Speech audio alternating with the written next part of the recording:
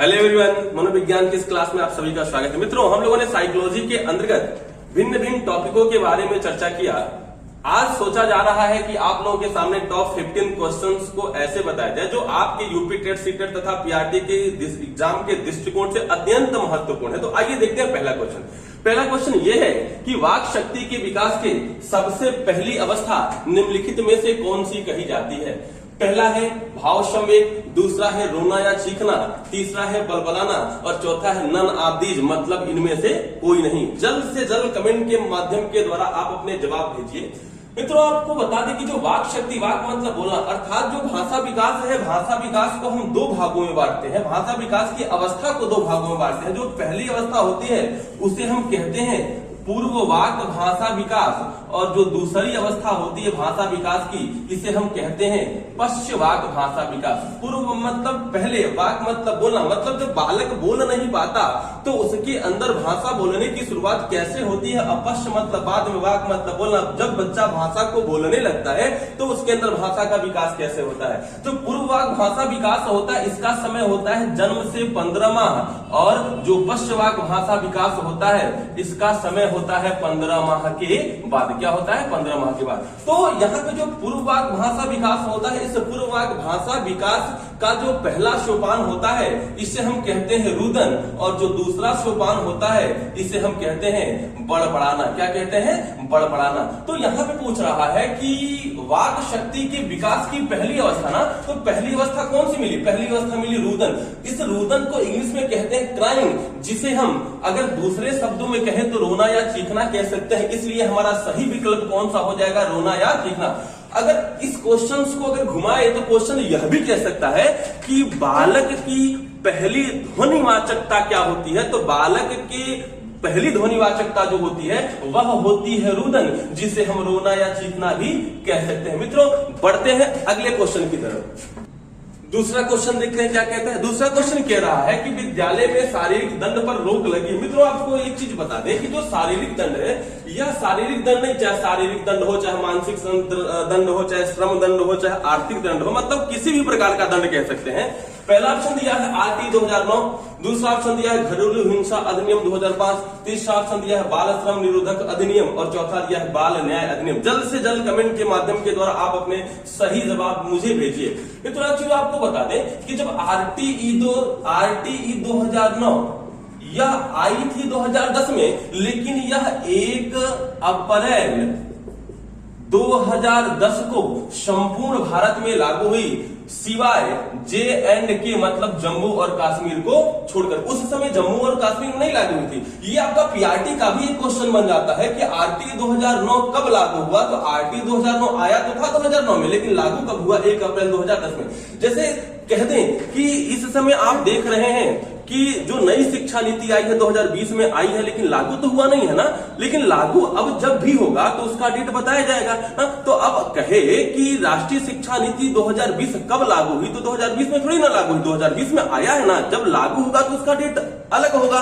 इसी प्रकार आरटी 2009 में तो आई, लेकिन लागू कब हुआ? 1 अप्रैल 2010 को संपूर्ण भारत में लागू हुआ, सिवाय J&K को छोड़कर। और इसी आरटी 2009 की धारा 17 के अंतर्गत बताया गया। किस धारा? धारा 17 के अंतर्गत बताया गया कि यदि कोई भी शिक्षक किसी भी विद्यार्थी को किसी भी प्रकार की अगर सजा देता है, मतलब दंड देता है, तो उसे कम से कम, उस शिक्षक को कम से कम 3 माह की सजा होगी। कितने माह की सजा होगी? 3 माह की सजा होगी। इसलिए इसका सही आंसर क्या हो जाएगा?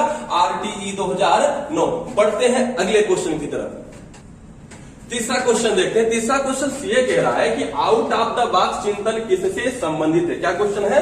आउट ऑफ द बॉक्स चिंतन किससे संबंधित है। पहला ऑप्शन है अनुकूल चिंतन, दूसरा ऑप्शन है स्मृति आधारित चिंतन, तीसरा ऑप्शन है अपसारी चिंतन, और चौथा ऑप्शन है अभिसारी चिंतन। जल्द से जल्द कमेंट के द्वारा आप अपने सही जवाब मुझे भेज सकते हैं। फिर तो आपको बता दें कि यह आउट ऑफ द बॉक्स पूछा है और बात कर रहा है किसकी? चिंतन की। आपको बता दें कि जो चिंतन होता है वह मुख्यतः 4 प्रकार का होता है। जो पहला होता है उसे हम कहते हैं स्वली चिंतन। क्या कहते हैं? स्वली चिंतन। दूसरे को कहते हैं अपसारी चिंतन, तीसरे को कहते हैं अभिसारी चिंतन। क्या कहते हैं? अभिसारी चिंतन। और जो चौथा होता है उसे हम कहते हैं आलोचनात्मक चिंतन। क्या कहते हैं? आलोचनात्मक चिंतन। और कह रहा आउट ऑफ द बॉक्स। तो आउट ऑफ द बॉक्स जो चिंतन होता है वह अपसारी चिंतन से संबंधित होता है। क्यों अपसारी चिंतन से संबंधित होता है? इसलिए होता है कि जो अपसारी चिंतन होता है इसमें बालक एक समय में एक साथ एक से अधिक विषय वस्तु के बारे में एक साथ सोचता है।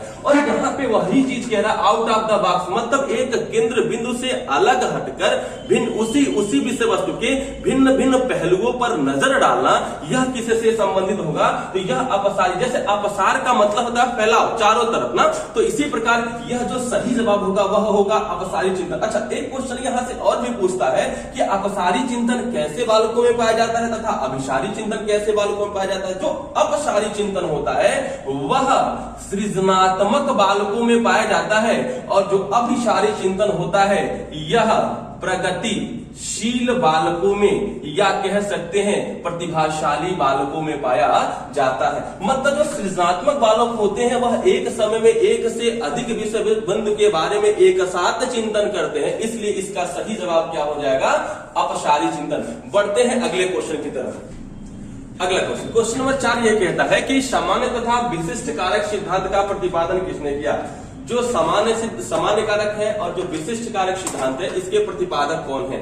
ऑप्शन ए है अल्फ्रेड बिने, दूसरा है स्पीयरमैन, तीसरा है गिलफोर्ड और चौथा है थ्रशर। मित्रों आपको एक चीज बता दें कि बुद्धि के सिद्धांत के अंतर्गत जब आप पढ़ेंगे तो जो द्विकारक सिद्धांत है, बुद्धि का जो द्विकारक सिद्धांत है, उस द्विकारक सिद्धांत के अंतर्गत स्पीयरमैन ने बुद्धि के 2 कारक बताए।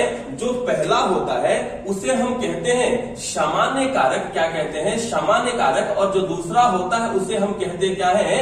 विशिष्ट कारक। इसको अगर इंग्लिश में बात करें तो सामान्य कारक को कहते हैं जी फैक्टर और विशिष्ट कारक को कहते हैं एस फैक्टर। मतलब ये कि जनरल फैक्टर और क्या स्पेशल फैक्टर। तो यहाँ पे द्विकारक सिद्धांत के अंतर्गत पूछ रहा है कि सामान्य और विशिष्ट कारक का सिद्धांत किसने दिया? तो जिसने द्विकारक सिद्धांत दिया उसी ने ही सामान्य और विशिष्ट के बारे में चर्चा किया होगा। तो जो द्विकारक सिद्धांत है वो किसने दिया था? स्पीयरमैन ने दिया था। इसलिए हमारा सही आंसर क्या हो जाएगा? स्पीयरमैन। तो इस तरीके से क्वेश्चन पूछे सामान्य तथा विशिष्ट कारक सिद्धांत के प्रतिपादक कौन था? तो भी स्पीयरमैन होंगे। या पूछे कि बुद्धि के द्विकारक सिद्धांत किसने दिया? तो भी किसने दिया? स्पीयरमैन ने दिया। चलिए बढ़ते हैं अगले क्वेश्चन की तरफ।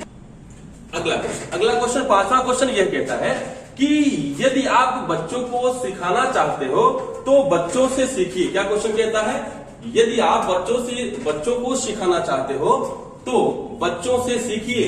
यह इशारा करता है, यह किसके तरफ इशारा करता है? किस शिक्षा की ओर इशारा करता है? पहला ऑप्शन है अध्यापक केंद्रित शिक्षा की ओर, दूसरा बाल केंद्रित शिक्षा की ओर, तीसरा मूल्यांकन केंद्रित शिक्षा की ओर और चौथा है परीक्षा केंद्रित शिक्षा की ओर। आप अपने जवाब जल्द से जल्द कमेंट माध्यम के द्वारा दीजिए कि इसका सही विकल्प 5वें क्वेश्चन का सही विकल्प क्या होगा।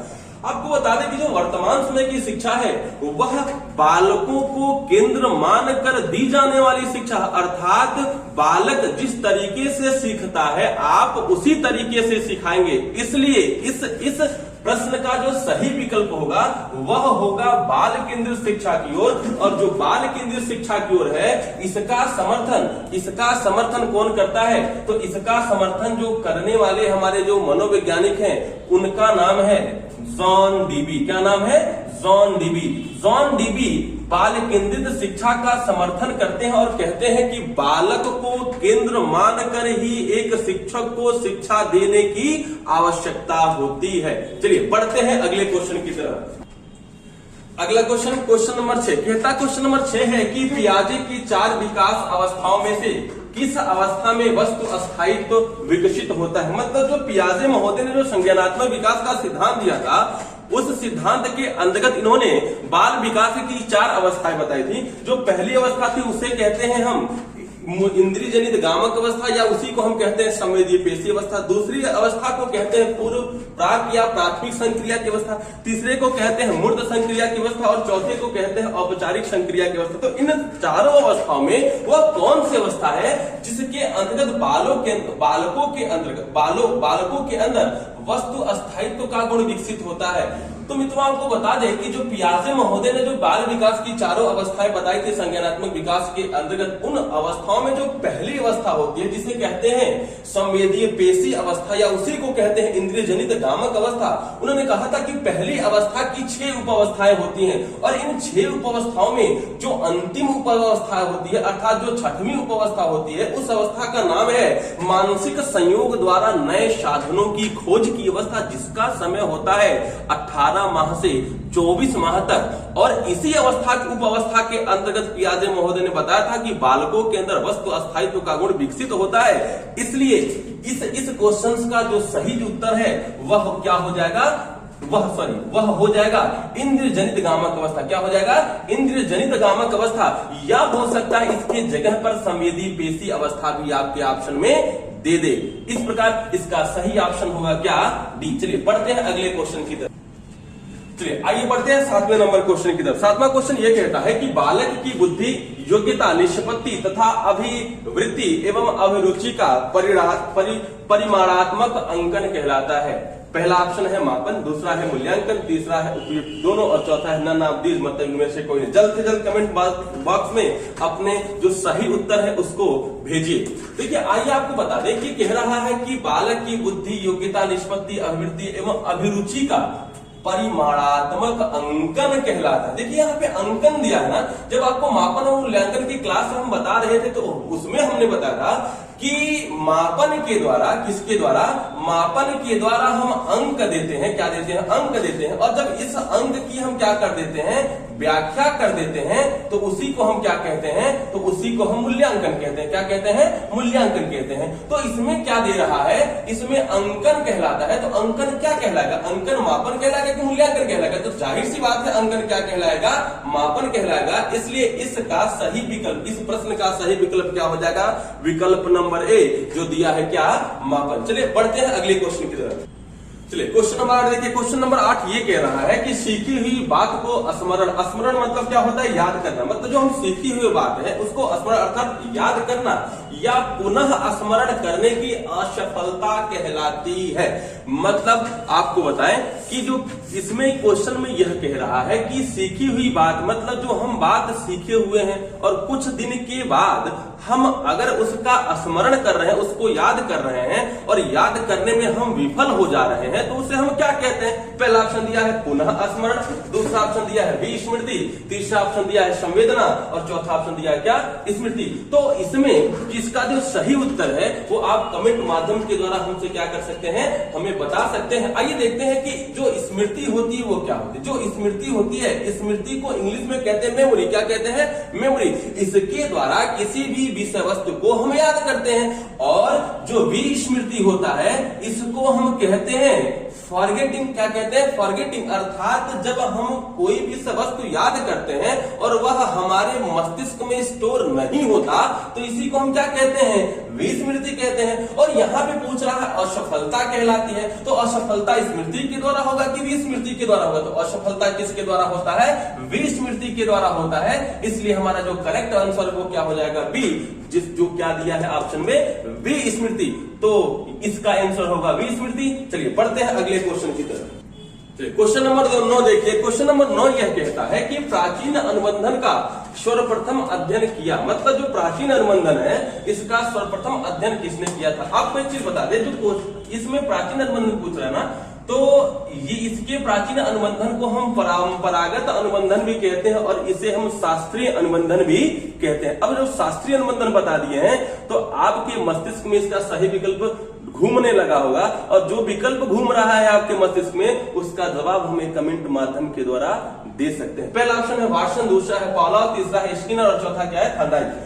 इसका मित्र जो सही जवाब होगा वह होगा पावलोव। क्या होगा, पावलोव। पावलोव ने अपना प्रयोग कुत्ते पर किया था। किस पर किया था, कुत्ते पर किया था। और जो इनका सिद्धांत है, इनके सिद्धांत के अन्य नामों में एक नाम मिलता है जिसे हम क्या कहते हैं, प्राचीन अनुबंधन का सिद्धांत।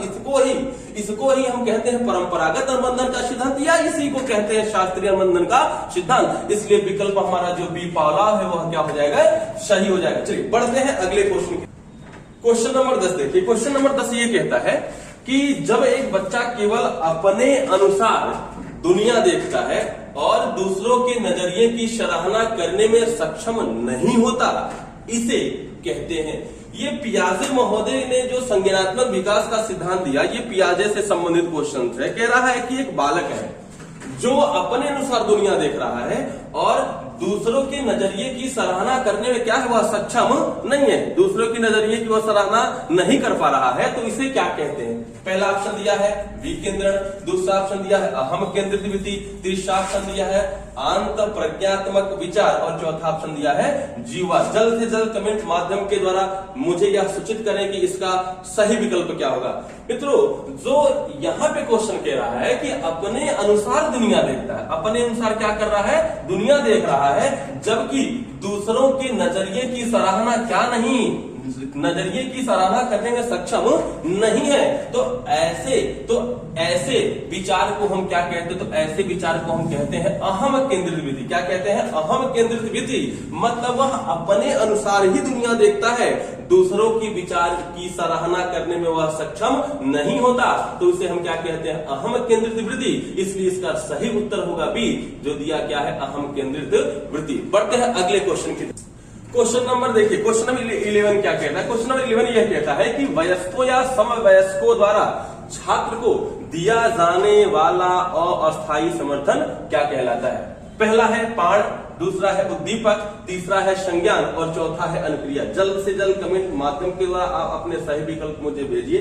देखिए यहाँ पे कह रहा है वयस्कों या समवयस्कों के द्वारा छात्र को दिया जाने वाला कैसा समर्थन? अस्थायी समर्थन। कैसा समर्थन? अस्थायी समर्थन, जिसे हम टेम्परेरी सपोर्ट भी कहते हैं।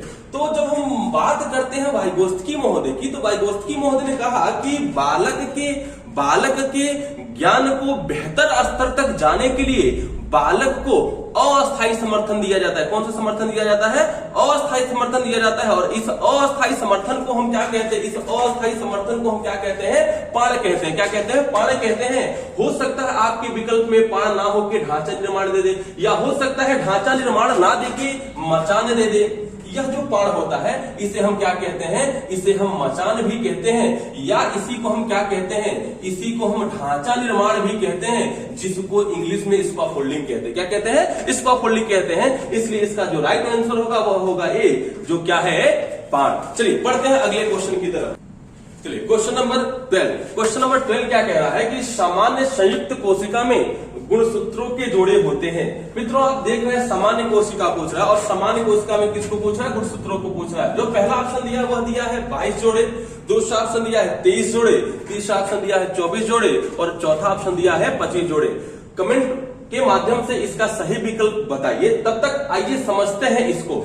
मित्रों, जो मानव जाति होती है, मानव जाति में गुणसूत्रों की संख्या होती है 46। कितनी होती है? 46 होती है। अगर हम पेयर की बात करें, मतलब जोड़े की बात करें, तो कितने जोड़े पाए जाते हैं? 23 जोड़े पाए जाते हैं। यह जो 23वां मतलब कह सकते हैं कि जो अंतिम जोड़ा होता है वह बालक के लिंग का निर्धारण करता है, जबकि 1 से लेकर जो 22वां जोड़ा होता है वह बालक के शरीर अर्थात बालक के स्ट्रक्चर का निर्माण करता है। तो यहाँ पे देख रहे हैं कि पूछ रहा है, क्या पूछ रहा है? सामान्य कोशिका में सामान्य संयुक्त कोशिका में गुणसूत्रों के जोड़े पूछ रहा है। तो जोड़े कितने होते हैं? तो जोड़े होते हैं कितने? 23 होते हैं। कितने जोड़े होते हैं? 23 होते हैं। मित्रों एक चीज और आपको बता दे, क्वेश्चन यहाँ से यह भी पूछा जाता है कि 21वां जोड़ा, कौन सा जोड़ा? 21वां जोड़ा के फैक्टर ना होने के कारण, मतलब 21वां जोड़े के टूटने के ना कारण से बालक में कौन सी विशिष्टता पाई जाती है? तो जब बालक के अंदर 21वां गुणसूत्र जो होता है वह अगर टूटता नहीं, 21वां जो जोड़ा है वह टूटता नहीं है, तो बालक के अंदर एक विशेषता पाई जाती है जिसे कहते हैं डाउन्स सिंड्रोम। क्या कहते हैं उसको? उसको हम कहते हैं डाउन्स सिंड्रोम। अब कहेंगे डाउन्स सिंड्रोम क्या होता है? जो डाउन्स सिंड्रोम होता है इसके कारण जो बालक का जो शारीरिक विकास होता है वह कहीं ना कहीं अवरुद्ध हो जाता है, मतलब बालक का शारीरिक विकास अच्छे से नहीं हो पाता। इस प्रकार से हम एक क्वेश्चन के अंतर्गत 2 क्वेश्चन पर चर्चा कर दिए कि 21वां जोड़ा के फैक्टर ना होने के कारण बालक में कौन सी विशेषता पाई जाती है तथा सामान्य संयुक्त कोशिका में गुणसूत्रों की संख्या कितनी होती है। चले बढ़ते हैं अगले क्वेश्चन की तरफ। क्वेश्चन नंबर 13 क्या कहता है? क्वेश्चन नंबर 13 ये कहता है कि पियाजे मुख्य रूप से किसके विकास के लिए जाने जाते हैं? जो जीन पियाजे महोदय हैं वह किसके विकास के लिए जाने जाते हैं? यहां पे पूछा है मुख्य रूप से, किसके रूप से? मुख्य रूप से किसके विकास के लिए जाने जाते हैं? पहला ऑप्शन कह रहा है यौन विकास, दूसरा ऑप्शन कह रहा है भाषा विकास, तीसरा ऑप्शन कह रहा है कि सामाजिक विकास और चौथा ऑप्शन कह रहा है संज्ञानात्मक विकास। तो मित्रों यहाँ पे मुख्य रूप से पूछा है कि किसके विकास के लिए जाने जाते हैं, तो पियाजे जो महोदय हैं वह मुख्य रूप से संज्ञानात्मक विकास के लिए जाने जाते हैं। किसके लिए जाने जाते हैं? संज्ञानात्मक विकास के लिए जाने जाते हैं। अब देखिए यहाँ पे लिखा है मुख्य रूप से ना, अच्छा मुख्य रूप में मतलब ये कि मुख्य रूप से संज्ञानात्मक विकास के लिए जाने जाते हैं। पियाजे महोदय ने नैतिक विकास का सिद्धांत भी दिया था, लेकिन नैतिक विकास का सिद्धांत की व्याख्या उतने अच्छे तरीके से नहीं किया था। मुख्य रूप से जो इनका महत्वपूर्ण जो सिद्धांत है वह क्या है? संज्ञानात्मक विकास का सिद्धांत। लेकिन आपको बता दें कि पियाजे महोदय ने नैतिक विकास का सिद्धांत भी बताया था और इन्होंने कहा कि नैतिक विकास के सिद्धांत के अनुसार बालकों की 3 अवस्थाएं होती हैं। पहला नैतिक यथार्थता, दूसरा नैतिक समानता और तीसरा नैतिक सापेक्षता। इसलिए क्वेश्चन जो पूछ रहा है उसके अनुसार जो हमारा सही विकल्प होगा वह क्या होगा? संज्ञानात्मक विकास। मित्रों चलते हैं, बढ़ते हैं अगले क्वेश्चन की तरफ। अगला क्वेश्चन नंबर 14 ये कह रहा है कि समावेशी शिक्षा का यह मानना है कि हमें डैश मतलब भरना है को योग्य करने के लिए डैश रिक्त स्थान को बदलने की आवश्यकता होती है। पहला ऑप्शन है प्रणाली कामा बच्चे, दूसरा है बच्चों कामा पर्यावरण, तीसरा ऑप्शन है पर्यावरण कामा परिवार और चौथा ऑप्शन है बच्चों कामा प्रणाली। इसका सही उत्तर आप कमेंट माध्यम के द्वारा दीजिए। तब तक आइए इस पे कुछ हम लोग चर्चा करते हैं। जो समावेशी शिक्षा है, समावेशी शिक्षा आरटीई 2009 के अंतर्गत आया। आरटी को कहते हैं राइट टू एजुकेशन, जिसको हिंदी में कहते हैं शिक्षा का अधिकार अधिनियम। शिक्षा का अधिकार अधिनियम के अंतर्गत समावेशी शिक्षा को लाया गया और कहा गया कि जो सामान्य बालक हैं और जो विशिष्ट बालक हैं उन दोनों बालकों को एक साथ शिक्षा दिया जाएगा। कैसे दिया जाएगा? एक साथ शिक्षा दिया जाएगा। अर्थात जो बच्चे हैं उन बच्चों के अनुसार हमें प्रणाली को बदलने की आवश्यकता होगी, ना कि प्रणाली के अनुसार बच्चों को बदलने की आवश्यकता होगी। ये नहीं कहा गया था, आरटी 2009 में कहा गया कि बच्चों के अनुसार प्रणाली को बदलने की क्या होगी? आवश्यकता होगी। इस प्रकार इसका जो सही विकल्प होगा वह होगा बच्चों कामा प्रणाली। जब बच्चों को पहले रिक्त स्थान में लगाएंगे और प्रणाली को दूसरे रिक्त स्थान में लगाएंगे तो यह क्वेश्चन कुछ इस प्रकार से हो जाएगा कि समावेशी शिक्षा का यह मानना है कि हमें बच्चों को योग्य करने के लिए किसको बदलने की आवश्यकता होगी? प्रणाली को बदलने की आवश्यकता होगी। चलिए बढ़ते हैं अगले क्वेश्चन। क्वेश्चन नंबर 50 यह कह रहा है कि कोहलवर्ग के नैतिक विकास के सिद्धांत एवं उसकी विभिन्न स्तरों के अनुसार निम्न में से कौन सा सोपान उनके द्वारा प्रतिपादित नहीं है?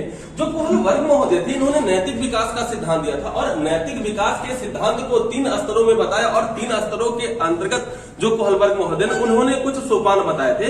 तो कह रहा है कि जो सोपान उन्होंने बताया था इन चारों विकल्पों में वह सोपान कौन सा सोपान है जो कोहलवर्ग के महोदय के द्वारा प्रतिपादित नहीं किया? पहला सोपान कह रहा है सामाजिक अनुबंध अभिमुखता, दूसरा आत्म केंद्रित निर्णय, तीसरा व्यक्तिगता व विनिमय अभिमुखता और चौथा कह रहा है परस्पर स्वरूप अभिमुखता। मित्रों इसका जवाब हम नहीं देंगे, इसका जवाब आपको स्वयं से कमेंट बॉक्स में अपने जवाब को देना है।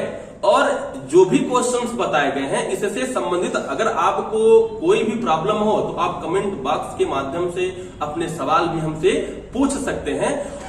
और ये जो अंतिम क्वेश्चन जो 15 नंबर का जो 15 क्वेश्चंस है इसका जवाब जब हम पार्ट 2 टॉप 15 क्वेश्चंस लेके आएंगे उस समय हम इसका जवाब आप लोगों के सामने बताएंगे।